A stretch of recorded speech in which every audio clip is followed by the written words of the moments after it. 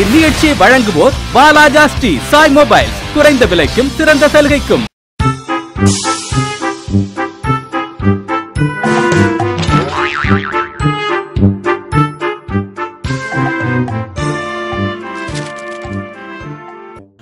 நீங்கள் பார்த்து கொண்டிருப்பது நம்ம அம்மா சேனல். இது அசத்தல் நேரத்தில் அஸ்தான கேள்வி நிறைய கேட்டிருக்கோம். அதுக்கு அஸ்தான பதில் நிறைய பார்த்துருக்குது. நிகழ்ச்சியை முழுக்க வாங்கிறது ஸ்ரீ சாய் மொபைல்ஸ் எங்கே இருக்கு பண்ணால் வாலாஜி ஆர்காட் மற்றும் சோழிங்களில் இருக்குங்க. வாலாஜியில் ஸ்ரீ கண்டன் காம்ப்ளெக்ஸ் சிஎஸ்ஐ சர்ச்சுக்கு ஆப்போசிட்டில் இருக்குது. ஆர்காடில் லட்சுமி திரையாருங்க அருகில் இருக்குது.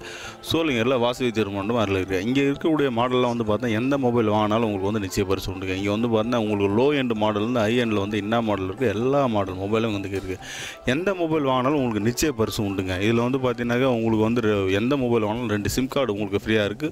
3 மாதம் வந்து பார்த்தீங்கன்னா அதில் பூஸ்டர் பேக் போட்டு தராங்க. 100 ரூபா டாக் டைம் தராங்க. இப்போது நிறைய விஷயங்கள் இருக்குது. உங்களுக்கு வந்து பார்த்தீங்கன்னா ஃபோன் வாங்குறப்போ வந்து பார்த்தீங்கன்னா ப்ளூடூத் ஹெட்ஃபோனு, மற்றபடி பவர் பேங்க், நீங்கள் வாங்குகிற மொபைலுக்கு ஏற்ற மாதிரி memory card 4GB 8GB 32GB அப்படின்னு மெமரி கார்டு உங்களுக்கு ஃப்ரீ இருக்குது. இது இல்லாத உங்களுக்கு வந்து பார்த்தீங்கன்னா ஸ்க்ராட்ச் கூப்பன்ஸ் இருக்குது. இந்த கூப்பன்லாம் வந்து பார்த்தீங்கன்னா நீங்கள் வாங்குறப்போ 5-10% வரல நீங்கள் வாங்குற அக்சசரிஸில் வந்து பார்த்தீங்கன்னா டிஸ்கவுண்ட் வாங்கிக்கலாம். இப்போ நிறைய ஆஃபரில் வந்து பார்த்தா மற்ற இடத்த விட இங்கே அள்ளி குவிக்கிறது எங்கே அப்படின்னாக்கா ஸ்ரீ சாய் மொபைல்ஸ் தான். இப்போ நம்ம எந்த இடத்துல இருக்கோம் அப்படின்னாக்கா மாணவர்கள் சொல்லுவாங்க எந்த இடத்துல இருக்கோம் இப்போ Shri Siddheeswarar polytechnic college Shri Siddheeswarar polytechnic கல்லூரியில் இப்போ நம்ம இருந்துகிட்டு இருக்கோம். இந்த மாணவிகள்லாம் இப்போ வந்து நம்ம கேட்குற கேள்விகள்லாம் ரொம்ப அழகாக பதில் சொல்லிகிட்டே வந்துட்டுருக்காங்க. தம்பி உன் பேர் என்னப்பா? பி சுரேஷ். எங்கேருந்து வரேன்? சிப்கார்ட்லேருந்து வரேன். இது சிப்கார்டு அப்படின்னா என்ன அர்த்தம்? அதுக்கு இண்டஸ்ட்ரீஸ் அதுவும் அப்படியே இண்டஸ்ட்ரீஸ் அப்படியே இங்கிலீஷ்லேயே போயிடும். நம்ம அது தமிழில் ஏதாச்சும் தொழிற்சாலை நிறைய இருக்கிற இடத்துக்கு பேர் தான் வந்து சிப்கார்ட் அப்படி சொல்லுவோம். தொழிற்சாலை அப்படின்றது தான். ரொம்ப வெயில் அதிகமாக இருந்தாலும் வேர்த்து ஊற்றுதோ என்ன பண்ணுறது, இப்படித்தான் வேறு ரொம்ப அதிகமாகிட்டே இருக்கு. என்ன பண்ணுற நீ? டிப்ளமோ இன் மெக்கானிக்கல் இன்ஜினியரிங் படிக்கிறியா? மெக்கானிக்கல் இன்ஜினியரிங் அப்படின்றத வந்து படிக்கிறப்போ நம்ம கற்றுக்கிற விஷயங்களை நம்ம எந்தெந்த இடத்துல போய் பயன்படுத்துவோம்?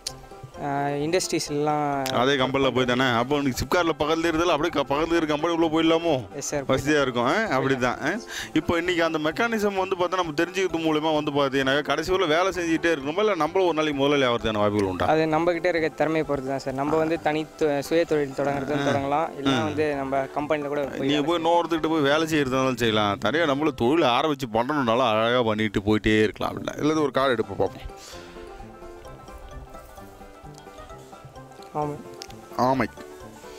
ஆமை பற்றி ஒன்று தெரிஞ்சு சொல்லுவா. ஆமை வந்து அதோட உடம்பு வந்து ஒரு கூடு மாதிரி இருக்கும் சார். அது வந்து அந்த கூடு வந்து ரொம்ப ஸ்ட்ராங்காக இருக்கும். ஆமாம், ஆமைக்கு மேலே இருக்கக்கூடிய ஓடு உடைக்க முடியாது. அது வந்து ஏதாவது ஆபத்து வந்துச்சுன்னா அது உள்ளே போய் அது பாதுகாப்புக்காக அந்த கூடுக்குள்ளே போயிடும். அது அப்புறம் அவ்வளோதானே. இது வந்து நீரிலையும் வாழக்கூடியது, நிலத்திலையும் வாழக்கூடியது. உண்மைதானே? அப்படி இது போல் வந்து பார்த்தா இது வந்து ஆமைக்கு வந்து பல் இல்லைங்களாங்க அப்படி சொல்லிடுறாங்க. பல்லே வந்து அதுக்கு கிடையாது அப்படின்ட்டு.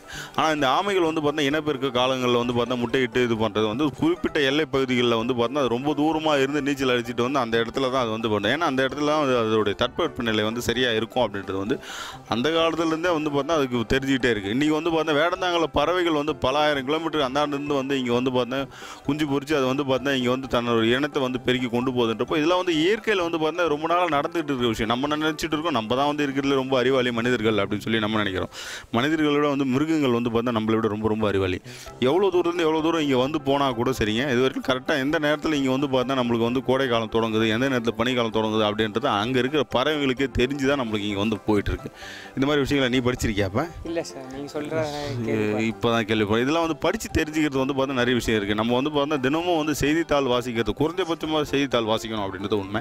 அதுக்கு அடுத்தபடியாக வந்து பார்த்தா நூலகங்களுக்கு போகிறது வந்து பார்த்தா ஒரு வழக்கமாக வச்சுக்கணும். நூலகங்கள் போகிறது மூலமாக நம்ம வழக்கமாக வச்சுக்கிறப்ப தான் நமக்கு வந்து பார்த்தா வாழ்க்கையில் வந்து என்னென்ன விஷயங்கள் வந்து எந்தெந்த இடத்துல இருக்குது, எப்படி என்ன எதுன்னு நம்ம தெரிஞ்சிக்க முடியும். எதுவுமே இல்லாமல் நம்ம வாட்னு அப்படியே போயிட்டே இருக்கும் அப்படின்னாக்கா நம்மளுக்கு வந்து நாளைக்கு எந்த ஒரு விஷயம் நம்மளுக்கு நடக்குதுனாலும் ஒரு நல்லதுனாலும் ஒரு கெட்டதுனாலும் நம்மளை அது எப்படி ஃபேஸ் பண்ணோம் அப்படின்றது வந்து தெரியறதுக்கான வாய்ப்புகள் இல்லை. இன்றைக்கி மகாபாரதம் அப்படின்ற விஷயங்களில் வந்து பார்த்தா இன்றைக்கி கோவில்களில் வச்சு கூப்பிட்டு சொல்லிட்டு இருக்காங்க. ஆனால் நம்மளே அதில் நிறைய பேர் போய் உட்காந்து கேட்குறதில்ல. என்னப்பா அதில் போய் என்ன இருக்குது நம்ம போய் கேட்குறதில்ல. என்னென்னா அதில் தான் வந்து தர்மங்களும் நியாயங்களும் வந்து பார்த்தா சொல்கிறாங்க. ஒரு நியாயம்னா இவர் இப்படி நடந்தாருன்னா இது நியாயம், இவர் இப்படி நடந்தாருன்னா இது அதர்மம் அப்படின்னு சொல்லி உங்களுக்கு நிறைய விஷயங்கள் நாங்கள் சொல்லிட்டு இருப்பாங்க. இது போல் விஷயங்களை நம்ம கற்றுக்கிறது மூலம் நம்மளுக்குள்ளே இருக்கக்கூடிய ஆட்களில் யார் நல்லவன் யார் கேட்டவங்க அந்த போல் கதைகள் மூலிமா நம்ம தெரிஞ்சுக்கலாம் அப்படின்னு தான் அன்றைக்கி அந்த கதைகளை வச்சுருக்காங்க. இன்றைக்கி நம்ம அதை கேட்கறது இல்லை. ஆமாம் தானே? என்ன பண்ணுறது, போகணுன்னா போர் அடிக்குதுன்னு ஏது ஓடி வந்துடுறோம்ல. நம்ம இப்போ ஒரு கேள்வி கேட்க போகிறோம். இந்த கேள்விக்கு நீ சரியான பதில் சொல்லிட்டேன் அப்படின்னாக்கா வாழ சாமி ஹெட்ஃபோன் வந்து உனக்கு பரிசாக காத்திருக்குது. உலகில் முதலில் முதுகெலும்போடு தோன்றிய விலங்கு எது? உயிரினம். கரப்பாம்பூச்சி. கரப்பாம்பூச்சியா? கரப்பாம்பூச்சி முதுகெலும்பு இருக்குதா? எனக்கு கொஞ்சம் டவுட்டாக இருக்குதா. முதுகெலும்போடு தோன்றிய முதல் உயிரினம் இதுதான் அப்படின்னு சொல்லி சொல்கிறாங்க. ஆனால் நீ கரப்பாம்பூச்சின்ற கரப்பாம்பூச்சி இல்லை, வேறு டைனோசராக இருக்குமோ? டைனோசர் அழிஞ்சு போச்சு, அதனால் அந்த விஷயத்த சொல்லி பார்ப்போமோ அப்படின்றாப்ல. யார் இதுக்கு சரியாக சொல்லி ஹெட்ஃபோன் வராங்கன்னு பார்ப்போம். இவ்வளோ நேரம் பேசுனதுக்காக தம்பிக்கு ஒரு கூப்பனை தரோம். இந்த கூப்பனில் இருக்கிறபடி மொபைலில் வாங்குறப்போ டிஸ்கவுண்ட் வாங்கி பண்ணிக்கலாம். தம்பி உன் பேர் என்னப்பா? ஆர் அசோக்குமார். ஆர் அசோக்குமார். எங்கேருந்து வர? நரசிங்கபுரம். பெல். நரசிங்கபுரம். பெல்லா நரசிங்கபுரமா? பெல்லு தாண்டணும் நரசிங்கபுரமா? நரசிங்கபுரம் தாண்டணும் பெல்லா? இங்கேருந்து போகும்போது பெல்லு தாண்டணும் நரசிங்கபுரம். அங்கேருந்து வரும்போது நரசிங்கபுரம் தானே. எப்படி கிழக்காலேருந்து மேற்கா போகிறப்போ ஒரு வழி வரும், மேற்காலேருந்து கிழக்கா வரப்போ ஒரு வழி வரும். அதுதான் அவர் அப்படி விளக்கமாக சொல்கிறாப்புல. நானும் அதை தான் கேட்டேன், வேறு ஒன்றும் இல்லை. ஏன்பா இப்போ வந்து பார்த்தீங்கன்னா இன்றைக்கி இருக்கிற மாணவர்கள்கிட்ட ஒழுக்கம் அப்படின்னா எப்படிலாம் ஒழுக்கமாக இருக்கணும்? முதல்ல வந்து டிசிப்ளின் வந்து பெரியவங்களுக்கு வந்து மரியாதை கொடுக்கணும். முதல்ல பெரியவங்களை பார்த்தா தொபுகடின்னு காலில் ஊந்துருங்க. அடுத்தது அப்புறம் சொல்கிற பேச்சு கேட்கணும். யார் சொல்கிற ஹையர் அத்தாரிட்டி வந்து சொல்லும்போது அவங்க பேச்சு கேட்கணும். அப்படியா? உங்களை விட வந்து ஹையர் அத்தாரிட்டி யார் என்ன சொன்னாலும் அவங்க சொல்கிற அந்த ஒபே அந்த வேட் அப்படி சொல்லுவாங்களா? அப்படியே அவங்க சொல்கிற வார்த்தையை அப்படியே நம்ம ஒபே பண்ணி அப்படியே நிற்கணும் அப்படின்றாங்க. நம்ம வந்து ட்ரெஸ்லாம் ஒழுங்காக டீசெண்டாக பண்ணணும். முதல்ல வந்து பார்த்தீங்கன்னா துணிகளை போகிறது வந்து பார்த்தீங்கன்னா ரொம்ப நல்ல துணிகளை வந்து பார்த்தீங்கன்னா ஒழுக்கமான துணிகளை போடுங்க. சொல்லிட்டே போகலாம் சார். நிறைய இப்படியே சொல்லிட்டே போனோம்னா நிறைய விஷயம் இருந்துகிட்டே இருக்குது. அதால் வந்து பார்த்தா எங்களுக்கு இருக்கிற விஷயங்கள் எவ்வளவோ இருக்குது. ஆனால் நாங்கள் ஒழுக்கத்தை பற்றி வந்து பார்த்தா எங்களுக்கு நிறைய சொல்லிகிட்டே இருக்காங்க. சில இடத்துல ஒழுக்கங்கள் வந்து பார்த்தீங்கன்னா நாங்களே பார்த்து தெரிஞ்சிக்க வேண்டியதானே இருக்குது. தவிர இன்னொருத்தர் சொல்லி நம்ம புரிஞ்சிக்க வேண்டிய அவசியம் இல்லை அப்படின்றத நம்ம சொல்ல முடியாது. இதில் இருந்து ஒரு கார்டு எடுப்பா. ஸ்டூடெண்ட்ஸ் மாணவர்கள் ஒழுக்கம்னு அதுக்கு தகுந்த மாதிரி மாணவர்கள் வந்துருக்குறாங்க. மாணவர்களை பற்றி நீ சொல்லுப்பா. இப்போ வந்து ஸ்கூலுக்கு போகிறோம், நம்ம வந்து ஏதோ ஒன்று கற்றுட்டு வரணும் அப்படி இருக்கக்கூடாது. இப்போ இருக்கிற மாணவர்கள் போயிட்டு நம்ம ஏதோ ஒன்று இன்றைக்கி போய் புதுசாக படிக்கிறோம், அதை போயிட்டு நம்ம படிக்கிறதோட மட்டும் இல்லாமல் அதில் நம்ம என்னென்ன இருக்குது அப்படின்னு சொல்லிட்டு நல்லா தெரிஞ்சுட்டு வரணும். போயிட்டு என்ன மார்க் பேஸ் பண்ணி நம்ம படிக்காமல் அதில் இருக்கிற விஷயத்தை புரிஞ்சுட்டு நம்ம படிச்சோன்னா நம்ம ஃப்யூச்சர் ஃபுல்லாக ஒரு யூஸ் ஆகும். ரொம்ப அருமையாக சொன்னாவில். அதாவது வந்து பார்த்தா நீ மாணவர்கள் நிறைய பேர் பண்ணக்கூடிய தவறுகள் அதுதான். என்னென்னா நம்ம வந்து பார்த்தா நம்ம படிக்கிறோம் அப்படின்னா படிக்கிறது எல்லாமே எதுக்காக யோசனை பண்ணி படிக்கிறாங்கன்னா இதில் வந்து பார்த்தா நம்ம நல்ல மதிப்பெண் வாங்கணும் அப்படின்ற எண்ணத்தோடு படிக்கிறாங்களே தவிர அதாவது அது புத்தகத்தில் என்ன இருக்குது அதை அப்படியே படிச்சுட்டு போய் வாந்தி எடுக்கிறது தான் வேலையை தவிர மற்றபடி வந்து பார்த்தா அதில் என்ன இருக்குது அப்படின்றது வந்து பார்த்தா அதை புரிஞ்சு படிக்கிறது அப்படின்றது வந்து நீ நிறைய குறைஞ்சிருக்கு. அதை புரிஞ்சு படிக்கிறது மூலயமா தான் அவங்களுக்கு வாழ்க்கையில் வந்து கடைசி வரைக்கும் அந்த விஷயம் வந்து கடைசி வரைக்கும் அவங்களுக்கு ஞாபகத்தில் இருக்கிறதுக்கான வாய்ப்புகள் ரொம்ப ரொம்ப அதிகம் அப்படின்னு சொல்லி சொல்லலாம். உண்மை தானப்பா? அதனால் படிக்கிறப்ப எல்லாருமே இனிமேல் புரிஞ்சு படிங்க அப்படின்றதான்.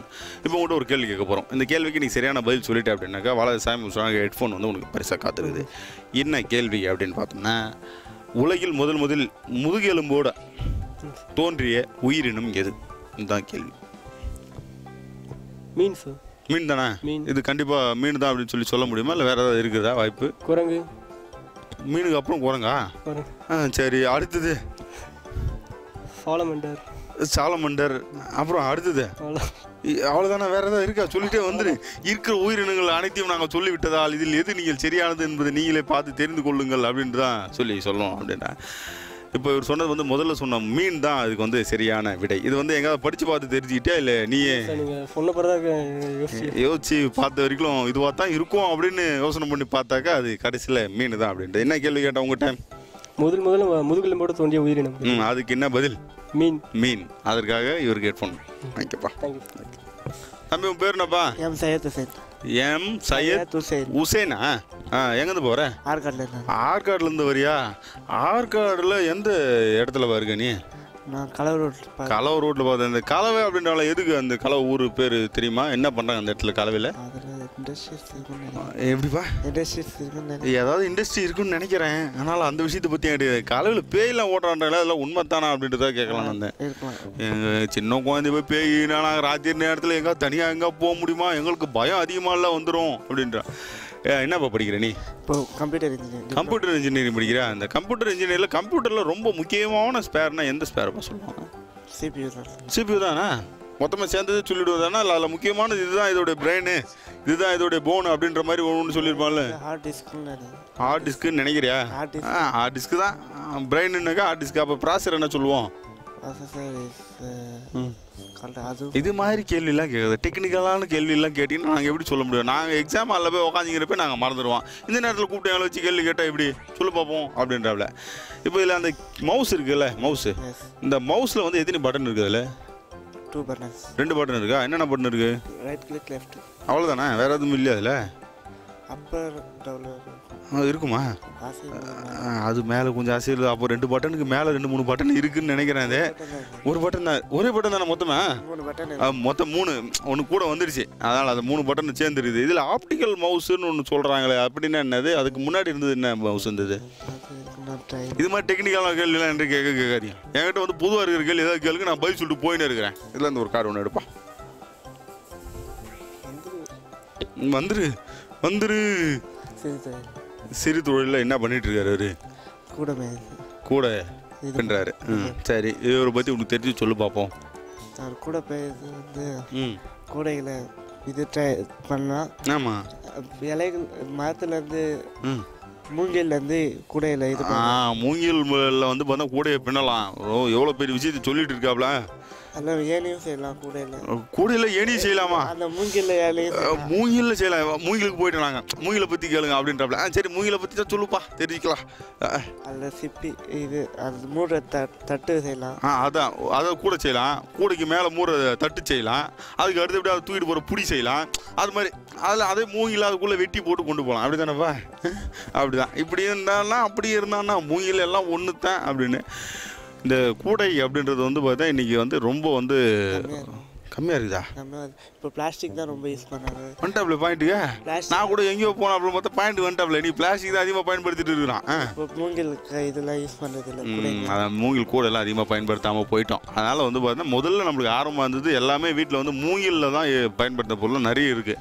ஆனால் இன்றைக்கி அதை விட்டுவிட்டு இன்றைக்கி பிளாஸ்டிக்கில் தான் அதிகப்படியாக பயன்படுத்துகிறோம். மூங்கிலில் பயன்படுத்துகிறப்போ நம்மளுக்கு வந்து பார்த்தா உடல் நலத்துக்கு வந்து ரொம்ப நல்லது அப்படி சொல்லலாம். இப்போ கூட ஒரு கேள்வி வரும்பா.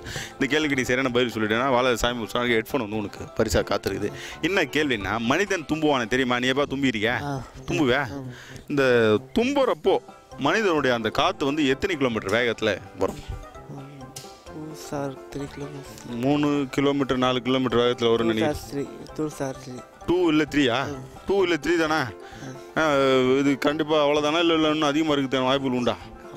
அவ்வளோதான் இருக்குன்னு நினைக்கிறேன். எதுக்கு தும்பல் வருது? அது வந்து நரம்புல மூக்கில், ஏதாவது மூக்கில் நரம்புல ஏதோ ஒன்று பட்ட உடனே திடீர்னு அது வந்து உண்மை தான். அது மூக்கில் வந்து பார்த்தீங்கன்னா ஏதோ ஒரு தேவையில்லாத ஒரு தூசி ஏதோ ஒன்று உள்ளே போச்சுன்னா அது உடனே வெளியே வரதா இயற்கையாக வச்சிருக்கிறது அந்த தும்பல் அப்படின்றது. ஆனால் அது கிலோமீட்டர் வேகம் வந்து பார்த்தா இன்னும் அதிகம். யார் இதுக்கு சரியாக சொல்லி ஹெட்ஃபோன் வாங்குறாங்கன்றதை பார்ப்போம்.